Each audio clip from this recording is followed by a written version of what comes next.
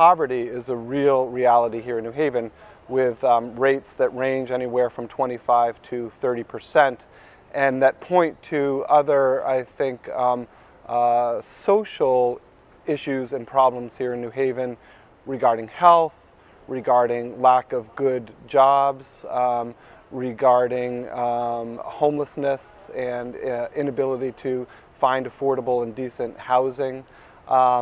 So we've got a real blend. You've also, of course, got Yale University and all that it brings, and kind of the churn of students and faculty and new ideas and people coming through the city.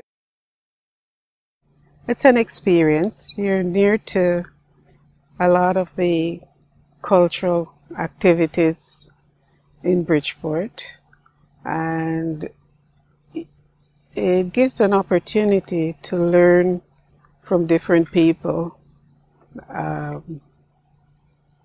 You really don't know who your neighbor might be, and so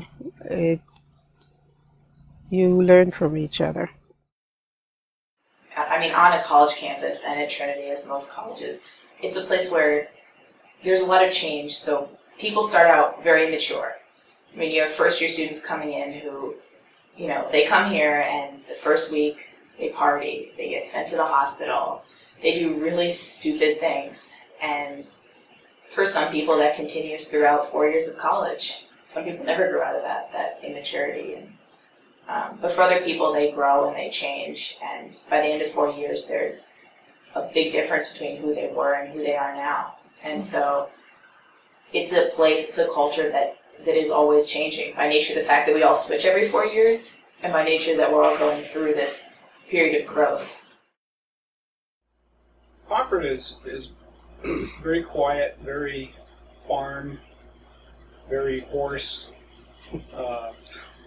I have a horse farm across the street, and I have a dairy farmer that lives down the street from me, so within a 10-minute walk I can go see anything I want to see in the way of wildlife.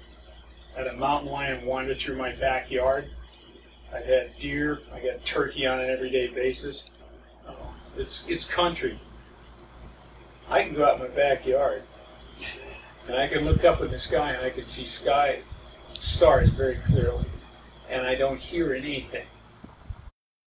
I would say on the strengths regard, since everyone is around the same age, everyone's sort of bonding over that. Everyone's kind of coming into adulthood. I mean, everyone's technically an adult once they turn 18, but nobody's an adult until they've had situations that they've dealt with or they've gone through. I mean, college isn't meant for everybody, so some people, I would say, become adults much quicker than others. I think that's one of the strengths of being on a college campus is everyone is around the same age, so you're facing some of the same experiences. You're dealing with the same things that other people are dealing with. So I would say that would be a strength of the community. New Haven is a community that is rich in social service and nonprofit organizations. And I think that is a real strength. There's a kind of commitment to civic involvement, civic responsibility, civic engagement. I also think, and I touched on this earlier, that I'll lay this claim again, that New Haven is a cultural capital. The creative and imaginative power is really important, because we're not going to be able to address the issues with the same old solutions. So we need people to think creatively. We need to draw on the creative capacity of our individual, of citizens, of organizations, and of people who are benefiting from the services. We need to see those people, those stressed neighborhoods, as having creative capacity and not just being saddled or burdened with problems. We need to believe that the solutions, the creative solutions, are somehow in those communities, and it's our obligation to uncover them and to support individual neighborhood thriving, the thriving of individual people in those neighborhoods. Whenever there seems to be a tragedy, someone's house burns, someone is very ill, it seems like the community there's a great outpouring to help. People may not have much, but they're they seem to be willing to share it with someone else. There was a Hispanic student who was driving down Vernon, which is one of our main streets, and he was approached by a male student who poured a beer out onto his car. And he asked the student, like you said, like what are you doing? Like, what's going on? And the kid responded with, "Get off our campus, get off our campus," and proceeded to call him that until he walked into the dorm. I mean, there was, granted, the college response to that, nobody supported what he did. It wasn't like there was a band of people who said what he did was right. But at the same time, I think it was something like that took people to actually understand that this stuff was going on. There is not much wealth in the neighborhood. Years ago, Bridgeport was an industrialized city, and we had working families. That's no longer the case. You had companies like General Electric, Remington Arms, Carpenter Technology, and mid-sized companies. None of them are operating in Bridgeport now. It's become like a service industry. Service companies, the wages are less.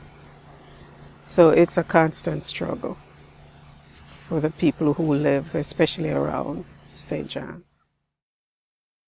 I think poverty and health are some of the leading issues in New Haven, and along with that is violence, actual violence, the perception of violence in the city, the perception that it's not a safe place to live.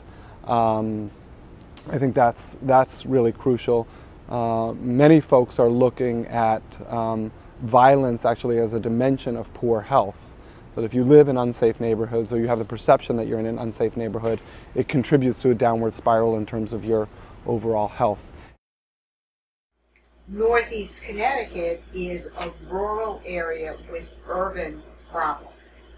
You know, we may be rural, but we have the urban problems of, of poverty and things that go along with that. Talking about low test scores earlier. When they said urban problems, they talked about, high rate of teen pregnancy, a high rate, I don't have the statistics, but once we had one of the highest rates of, child abuse, and the schools have a very high, like 60 to 70% of the students, at least in Putnam and in Killingly, are on free or reduced lunch. The economy has been hurting New Britain. The school district budget hasn't changed for 2 years. I think we still probably use the term hardware city of the world. I'm not sure it is true any longer because the factories went south first and then went offshore. So yes, there are many economic difficulties here. I see God at work stirring things up in New Haven, which means sometimes it's exciting and extremely rewarding to see the accomplishments that people are making. I'll come back to the themes of poverty and health and education to see the advances that are being made. I also see God at work, and I might catch hell for this, but the violence in the city is a wake-up call to us. And God, we have to believe that God is at work. Does God sanction the violence? No, but God is calling our attention to the life, the challenges that exist in those parts of our city. And we have an obligation to respond, to get involved, to be woken up by God's activity in our city. To be a Christian, you have to serve God's people.